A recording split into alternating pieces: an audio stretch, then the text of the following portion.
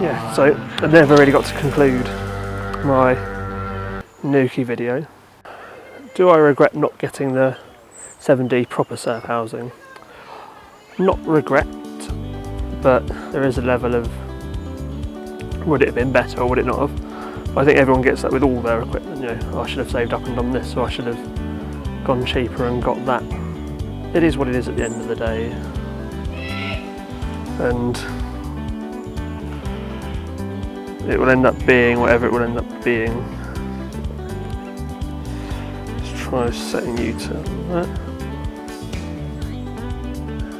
Yeah, my main comments on the housings is that the shutter button can be a little inconsistent depending on which angle the camera's at, so it doesn't sit in there beautifully. It does sort of change its mood, especially when it's in the water and you can't hear the thudding of it. I was reading about 100th of a second. Yeah, there's loads of little fish in here, but nothing substantial. Just film the rocks and the leaves, I guess. See how it turns out. Stand still. Wait away from the edge. F6. Let's put you back onto autofocus, see if that does anything. Let's not make it bright, let's try and make it brighter. Does that compensate for the problem with the water? It does a bit. I think what's easier to do is to film further away, lock it off, and then shoot indiscriminately through the water. I don't notice the water's too murky. I'm just getting a very greyish tinge to everything. It looks clear from standing up here, but from what I'm getting there, let's try shooting the other way, see if that does anything. Same sort of murkiness, same. Can't get it to do what I want. Let's try shooting on AV, see if that changes anything. Aperture value, let's go up to f20. f11, see if that does anything to the overall image. No, it's still murky, still grey. Still very murky, still very grey. Oh yeah, so let's see if that changes anything one more time. This could just be a bit of a write-off. Oh, I see, it's taking it to being far too dark. F7. Trying to do some vague half and half shots, but it doesn't really work without a dome port. I think TV's the better option. 1/100. Yeah. Very inconsistent. It has allowed me to go and shoot the surfing, which was good.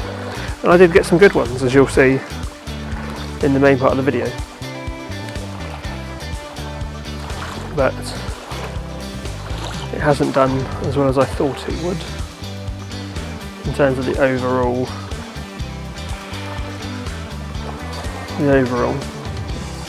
Yeah, maybe the 7D might have been better.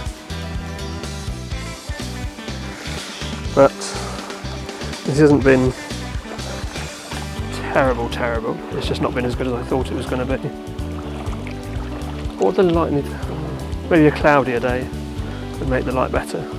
But it's definitely to do with the light in the images.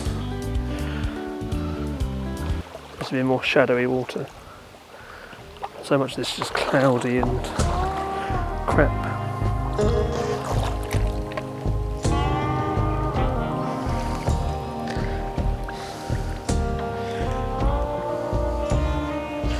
Maybe we'll pull some bits back, but not much. We'll do 5 more minutes and then we'll go look somewhere else.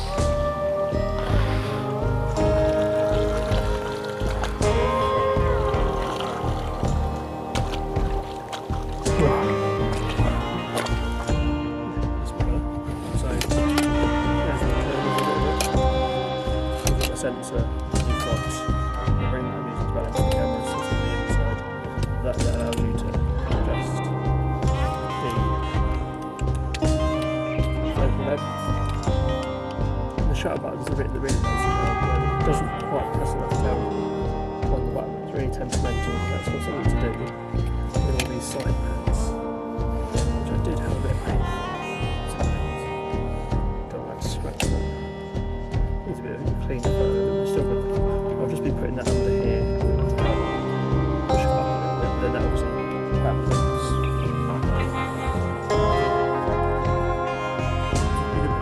It does work.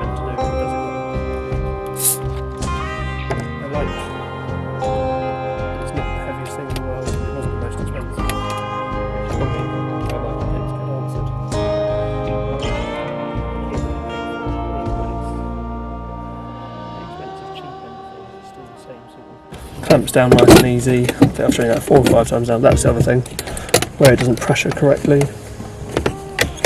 I don't like, I have to keep opening the clamps whilst I'm in places, you know, there where it's ankle deep it's not a problem. Doesn't matter too much, you know. I'm not going to drop the camera in the water whilst it's sitting on my arm, but when I'm out in the surf, if it's not shooting, then I have to swim back in, reset the housing, swim back out just to see if it's working, you know. The constant back and forth, because it will take a few shots and then it won't work, and then it will take a few more and then it won't work, and then like, it's inconsistent, which is a bit of a problem.